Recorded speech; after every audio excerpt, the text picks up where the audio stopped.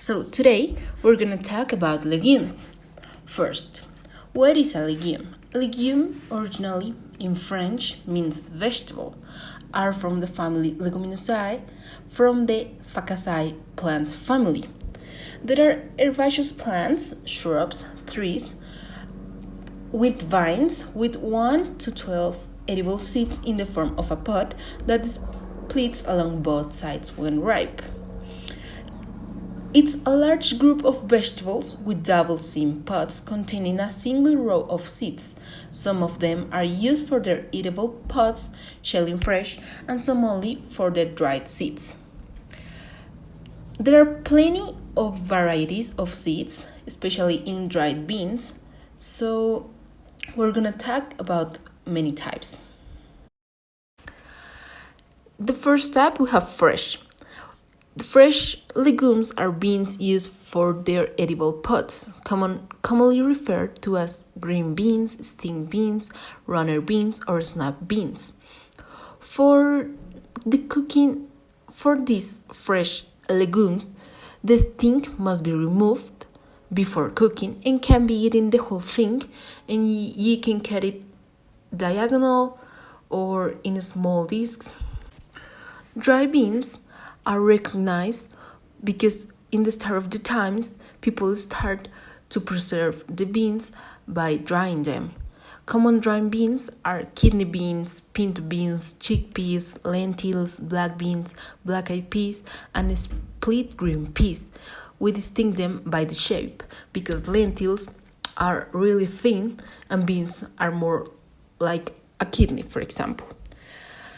In dry beans, we have plenty of colors and plenty of textures. Usually, dry beans can be roasted, legumes can be roasted. Now, we have fresh shelling peas. The most common are French petit pois, and it's important to say that they lose flavor really fast after harvest, so they are usually sold, canned, or frozen. They have a sweet flavor, and the best technique to stand out the flavor is by steaming until they are al dente. A big example of fresh shelling peas are soybeans. They are really high in protein, fiber, and phytochemicals. When they are cooked as other dried beans, they become extremely tough and hard to digest. So they are usually used to make oil, tofu, sauce, and foodstuffs. And now we have edible pea pods. The most common are snow peas or Chinese pea pods. They have very small green peas inside, and they can be eaten raw. Usually, the peas are not removed. And another one is the sugar snap pea, which is plump and have juicy pods filled with small tender pits. Since we already checked the types, now it's time to see the forms that the legumes are sold. The first one, we have the fresh. Fresh is like the French petit pois. Now we have dried. There are plenty of varieties of dried black beans, lentils that we already talked about. They are canned. Other forms is sprouted, roasted. For example, peanuts. Peanuts is a legume, and the peanuts are roasted for the sale. And pureed. Pureed is usually made for many recipes like falafel that we're gonna talk about after. Now it's time to talk about the nutritional content. First, legumes are really high in protein, so for people who are vegetarian, it's a really good source of protein. Also have carbohydrates, water, oil, and cellulose. Since legumes are seeds, they have a lot of enzymes and acids to help to preserve them. and many of these enzymes are toxic to humans. But we're going to talk about later about this because the legumes needs a process before it can be cooked. So coming back to the nutritional content, also they contain unsaturated dietary fats. They are high in both soluble and insoluble fiber, hundreds of beneficial plant nutrients. They have a lot of phytonutrients. They are a good source of protein, like we already talked, and they are high in vitamins of type B. They have a lot of potassium, iron, magnesium, and calcium. So in the structure of the legume, it's very simple because it consists of several parts. The first part is a small radicle from which the root will grow up. The stem and two leaves will sprout, an eye of thread through which water can pass directly into the embryo, and two cotyledons corresponding to two large reserve leaves. The cotyledons provide the bulk of nutrition. Let's talk about some interesting facts about legumes. The country which eats more legumes per year is Niger. The per capita consumption is 35 kilograms. India, Brazil, and Burma are the largest producers of dried beans. Legumes have been cultivated by humans for 6,000 years, but we already talked about it. And there are plenty of colors in legumes. We can find green, yellow, pink, red, brown, purple, black. There are plenty of solid colors and there are countless contrasting patterns. Cooking. Well, first that we already say about it is the soak process. Well, it's really important, the soak process. There are two types, the fast one and the slow one. In the fast soak process is we put hot water in a pot.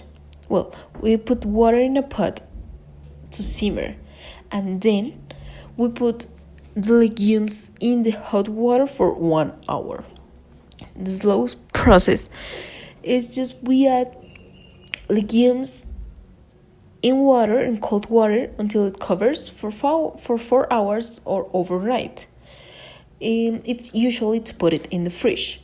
It's really important, this soak process, because as we said, legumes are seeds that are protective by enzymes, and those enzymes are toxic to humans, and it's really difficult for us to digest it.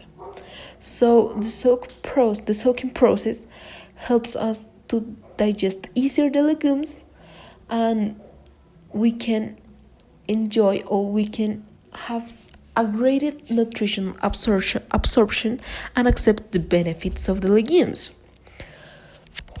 There are an amount of discussion about the water of the soak process, because some people say that we can use the water to cook, but some people say that we cannot, because in the water we left behind the oligosaccharides, the enzymes, which makes the legumes hard to digest, but also in the water we left many nutrients, flavor, and color. So still, it's a subject of debate. Let's talk about the best part, the recipes with the legumes. So legumes are really, really versatile. So now we're going to talk about 3 recipes which are amazing. The first one is bandeja paisa. Of course, it's a delicious dish in Colombian. It's really, really famous, and it's mixed between beans, white rice, pork rinds, powdered meat, chorizo, fried egg, ripe banana, avocado, and arepa. but you can substitute grilled beef or pork for powdered meat. It's really, really a big dish and it's really famous, so I invite you to eat. Then we have feijoada. Feijoada, it's a Brazilian dish. It includes black beans, vegetables, and some generous quantity of meat. Could be replaced by pork or sausages, and it's very famous around the world. Then we have falafel, that is a croquette, usually made with puree of chickpeas and vegetables. It's usually consumed in the Middle East and is usually served with sauce of yogurt or tahini. We have chickpeas with menudo. It's a delicious dish. It's from Madrid, so it's called with callos a la madrileña. Usually, historically, it's used for hangover recover because it's really, really heavy.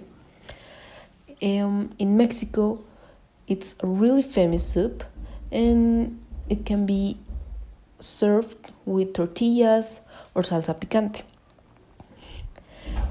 In Colombia, it's a very, very delicious lunch and it's usually served in the winter, not in Colombia, in Madrid, for example.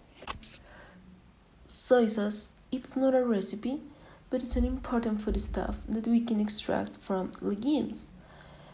It's really famous around the world. It can be used for sushi, for plenty of recipes, and it's really salty and it can add a really, really nice flavor. It allows us to make and to change some recipes in a good way. And we have lentils hamburger.